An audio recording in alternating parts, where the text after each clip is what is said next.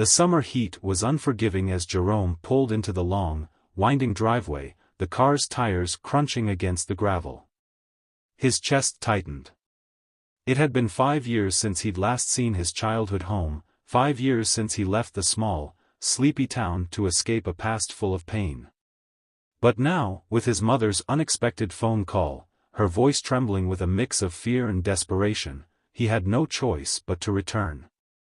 Jerome had grown up here, in this old, creaky house that always felt a little too big for one woman to manage alone. His mother, Vivian, was a woman of strength, a schoolteacher who held a reputation for discipline and fairness. She had raised him with a strict hand, demanding respect and teaching him to value hard work. But there was always something beneath the surface, a tension that neither he nor his mother ever spoke of. A history that lingered in the shadows of the house. Something not quite right. Now, returning as an adult, the house felt the same, too quiet, too still, like the calm before a storm. He hadn't been in touch with his mother much since he moved away, but when her voice crackled over the phone, filled with concern, he knew something was wrong. Jerome wasn't sure if it was because of the pressure of his job, the stress of life in the city, or the memories of the pain from growing up here, but he'd never felt so uneasy about coming home. As the sun set behind the house, casting an eerie glow over the front yard, Jerome grabbed his duffel bag from the back seat and approached the porch. The house loomed over him, its sagging wooden structure and peeling paint a stark contrast to the new, modern homes in the neighborhood. Inside, the front door creaked open as if the house itself had been waiting for him. "Mom?" Jerome called, stepping inside. His voice echoed in the empty hallway. Vivian appeared from the kitchen, her face drawn and pale. She looked older, more fragile than he remembered, though her eyes still held that fire that Jerome had always admired. "Jerome," she whispered, wrapping him in an embrace. "I'm so glad you're here." But there was something in her eyes, a flicker of fear, something she wasn't telling him. "What's going on, Mom?" "Why did you call me?" he asked, his voice trembling. Vivian pulled back, her hands wringing the hem of her sweater. "I'm scared, Jerome," she admitted. "Something's been happening here, strange things. I don't know what to do anymore." His heart raced, a chill crawling up his spine. "What kind of things?" Before she could respond, a loud bang echoed from upstairs, like a door slamming shut. Jerome looked up, startled. His mother flinched. "It's been happening for weeks," she said, her voice shaky. "And it's getting worse." Jerome felt his stomach twist in knots. He knew his mother well enough to understand that she wasn't someone to panic over trivial things. Whatever was happening, it had to be serious. The house had always felt strange, though Jerome couldn't pinpoint why. It was a relic from another time, its architecture old-fashioned and haunted by memories. Growing up here, he'd always been aware of its creaks and groans, small noises that were easy to ignore. But the house had a way of shifting, of changing, depending on who was inside. When Jerome was a child, it had always felt like a sanctuary. His mother's rules kept everything orderly, and the walls seemed to protect them from the world outside. Now, however, the house felt more like a prison. The wooden floors creaked underfoot, the walls seemed to hum with a low, unshakable vibration, and every corner felt like it was hiding something. There was a lingering smell of mildew and something else, a scent that wasn't quite right, a hint of something decaying. Jerome stood in the living room, looking around. His mother had always been meticulous about the house, cleaning every nook and cranny, but now, dust coated the furniture, and the curtains hung limp, as though they hadn't been drawn in days. He frowned, walking through the house. Vivian followed him quietly, as though she, too, was unsure of what to do. I thought it was just my imagination at first," she said, wringing her hands. "But now, I'm not so sure." "What kind of things, exactly?" Jerome asked, trying to keep his voice steady. He didn't want to scare her more than she already was. Footsteps, she said softly. At night. Doors opening and closing by themselves. And whispers. She shivered. I don't know what it is, Jerome. But it's like there's something in the house with us. Jerome couldn't shake the feeling that something was wrong, deeper than what his mother had described. We should check the attic, he suggested, feeling an inexplicable urge to investigate. If there's something up there, maybe we can find out what's going on. Vivian looked reluctant. I haven't been up there in years, she said quietly. I don't know what's in there. Jerome nodded. He knew that the attic was always off-limits when he was a child. It wasn't just the dust and cobwebs that kept them away, it was the feeling. A thick, oppressive air that made you feel like you weren't alone. The attic was never a place to explore, it was a place for old, forgotten things. But the strange events that had been happening lately had drawn him to it, like a moth to a flame. He had to know. With a deep breath, Jerome made his way to the stairs leading to the attic. He could feel his mother's presence behind him, her unease palpable. When he reached the top, he hesitated before pushing open the door to the attic. The musty smell hit him first, thick and stale. He could barely make out the shape of old furniture covered in dust sheets, boxes piled high in the corners. But then something caught his eye. A shadow, just beyond the reach of the light. It moved, though it shouldn't have. His heart stopped. Jerome grabbed the nearest object, a wooden broom handle, and slowly made his way toward the shadow. It was just an old coat on a chair, but for a moment, it had felt alive. He let out a breath he didn't realize he was holding. What was that? Vivian asked, her voice trembling. I don't know, Jerome replied. He turned around to face her. But something's not right about this place. The hairs on the back of his neck stood up. He couldn't shake the feeling that something, or someone, was watching them from the shadows.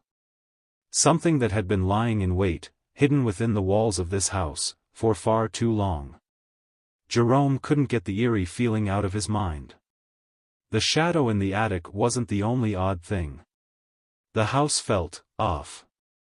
Even the air seemed heavier, pressing against him as if it were conspiring with whatever unseen presence was lurking in the corners. He couldn't ignore it. That night, after Vivian went to bed, Jerome sat in the living room, replaying everything in his mind. He thought back to the sounds, footsteps when no one was around, doors creaking open at night, soft whispers that seemed to come from nowhere. The silence was always followed by a strange pressure, like the house itself was watching him. Suddenly, a loud thud broke the stillness. Jerome leapt to his feet. He froze, listening. The sound had come from the direction of the kitchen. Was it the house settling? No. This was different. He moved cautiously through the dark hallway, his steps muffled by the carpet. The house seemed to be holding its breath. Jerome reached the kitchen door and slowly opened it. The light flickered overhead as he stepped inside.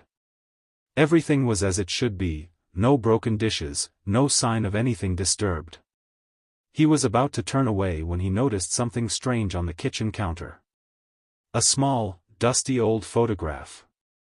He hadn't seen it before. It was black and white, faded with age. In it, his mother was young, sitting with a man who looked vaguely familiar. He studied the photo closely, his brow furrowing. The man had an unsettling smile, one that didn't quite reach his eyes. Jerome picked up the photograph and turned it over. Scrawled in ink on the back was a single name, Isaiah. He couldn't remember ever hearing that name before, yet something about it made his skin crawl. Was it just another part of his childhood he had forgotten, or was it something more sinister? He tucked the photograph into his pocket, intent on asking his mother about it later. But when he turned to leave, the floorboard creaked beneath his weight. He looked down, heart racing. The kitchen was still, but he could have sworn he heard someone breathing. Low. Steady. The silence was broken again, this time by a loud, metallic clang. Jerome spun around, eyes searching the room. From the shadows of the back door, something moved. A figure? No. It was just the reflection of the wind through the trees, he thought. But then the figure moved again. His pulse quickened as he stepped back, clutching the doorframe for support. Whatever this was, it wasn't just some prank or some figment of his imagination. His mother was right, there was something in this house. Something dark. The next day, Jerome could barely focus on breakfast. The unsettling events had shaken him. But it wasn't until the phone rang that things started to unravel in a way he hadn't anticipated. Vivian, who had been in the living room, stiffened when she answered the phone. Jerome could see the color drain from her face as she spoke softly into the receiver. She hung up and turned to face him. "That was Officer Harris," she said quietly. "He's coming by later today. He found something." "Found something?" Jerome asked, brow furrowing. His mother hesitated before speaking again. "The house. The land, there's something on it.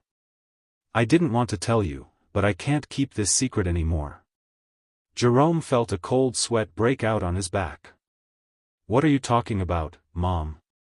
Vivian sat down, her hands shaking. "I never wanted to involve you in this, but you need to know. Your father, Isaiah, was part of something. Something dark.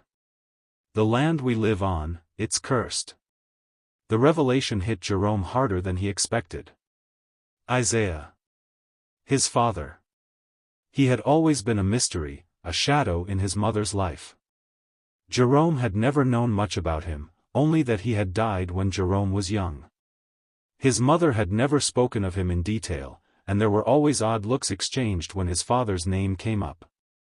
But a curse? It didn't make sense. Vivian began to explain, her voice shaking. "Isaiah wasn't just an ordinary man, Jerome. He was involved with something ancient, something the town has tried to bury for years. They called it the cult of the shadow. They practiced dark rituals right here, on this land. Your father was their leader." Jerome's head spun as he processed her words. "What are you saying? My father was a cult leader?" Vivian nodded grimly. "Yes. And when he died, the cult disbanded. But the evil didn't leave. It stayed. The house, the land, it's all part of it. The spirits of those who were part of the cult never left. They haunt this place." Jerome could hardly breathe. All this time, he thought his family's problems were due to mundane reasons. Financial struggles, his mother's strict discipline, their strained relationship. He never imagined there was something supernatural behind it all. But even worse, something was trying to reach him. Trying to pull him into the darkness his father had left behind. Later that evening, Officer Harris arrived. He was a large man, his face weathered from years of service, but there was an undeniable urgency in his eyes as he walked through the door. Jerome could feel the weight of his presence. Harris didn't waste time. "I've been looking into the history of this land," he began, taking a seat. "There's something buried here. Something dangerous." Vivian glanced at Jerome, her eyes filled with dread. "We need to know the truth, Harris. We need to get rid of it before it takes us all." Officer Harris didn't speak for a long moment, as if choosing his words carefully. The silence in the room grew thick, heavier than the house had ever felt before. Jerome looked between his mother and the officer, both waiting for the other to break the tension. Finally, Harris spoke in a low, measured voice. "The land beneath this house, it's tied to an old, terrible past. There's a grave, buried beneath it, hidden from everyone.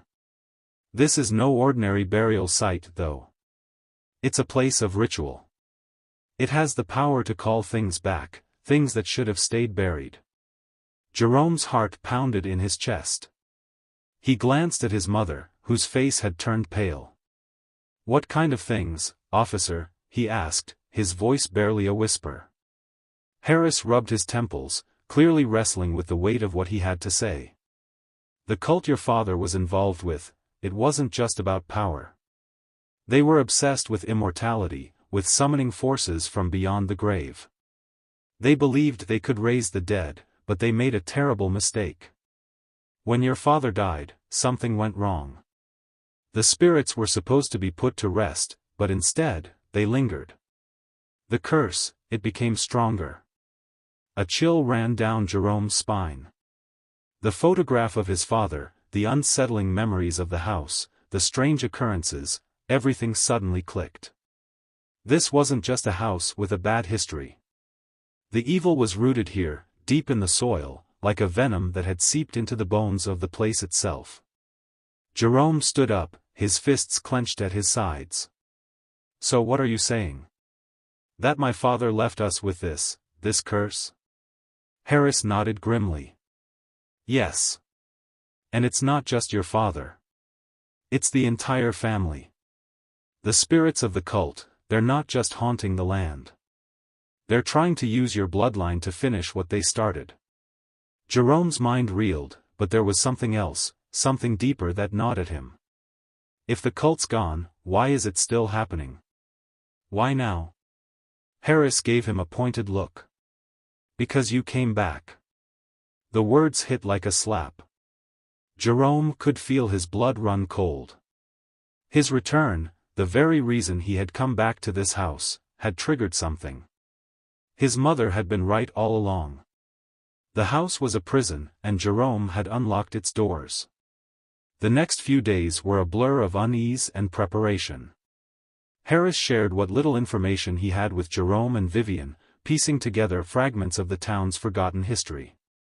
The cult had been based in the area long before the land was developed into residential homes. It was believed that they had built their rituals into the very structure of the house, and that the house itself had been designed to serve as a vessel for their dark practices. The grave beneath the house had been discovered once before, but it was sealed away, hidden beneath the floorboards of what had been the basement. Harris's investigation had unearthed the truth. Every generation of the family that had lived in the house had felt the impact of the curse. The spirits of those who had been part of the cult would not rest until their pact had been completed. One night, as Jerome sat alone in the dimly lit living room, he felt a strange compulsion to head upstairs to the attic. His feet moved of their own accord, guiding him up the creaking stairs to the room that had been untouched for so long. The air in the attic was thick with dust and age, but there was something else, something tangible. As he approached the far corner of the attic, Jerome noticed an old, weathered chest partially hidden behind a pile of forgotten belongings. He hadn't seen it before, but instinctively, he knew it was important. It was locked, but the key seemed to materialize in his hand, almost as if it had been waiting for him. With trembling fingers, he turned the key and opened the chest. Inside, there was an assortment of old books, scraps of paper, and, beneath it all, what appeared to be a small, intricately carved box.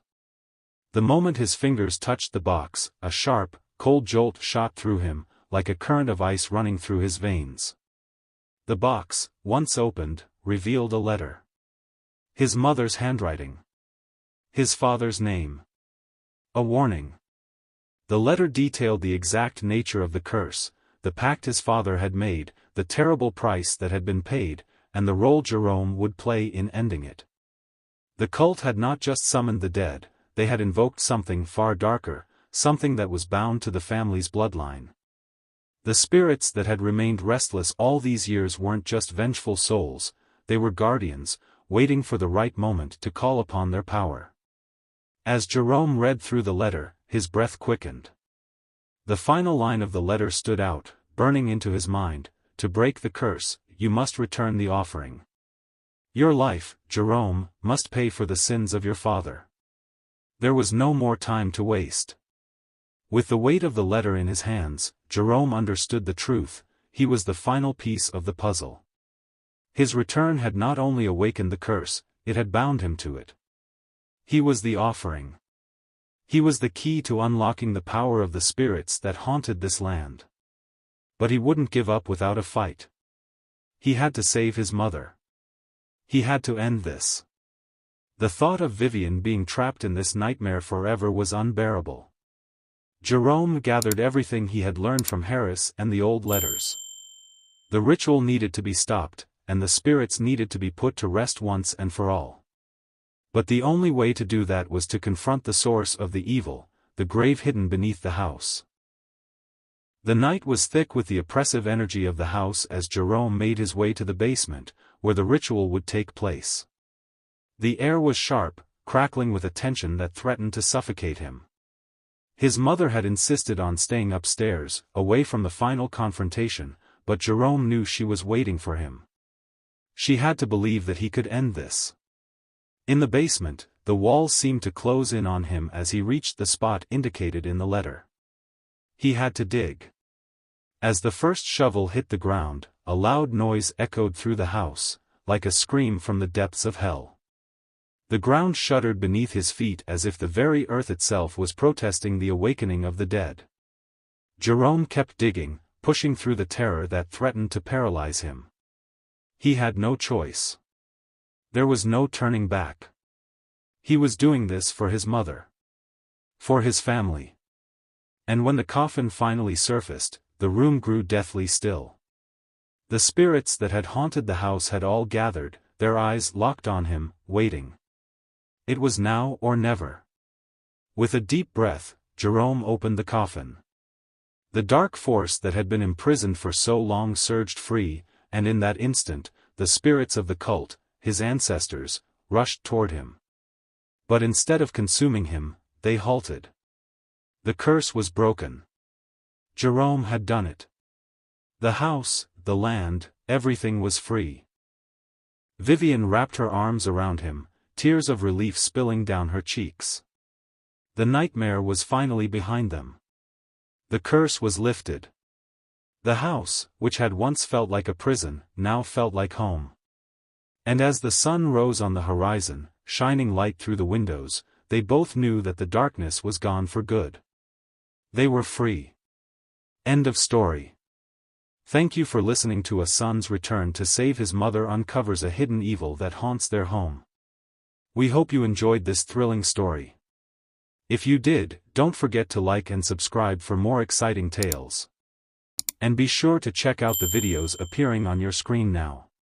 Stay tuned for more suspenseful adventures. Until next time.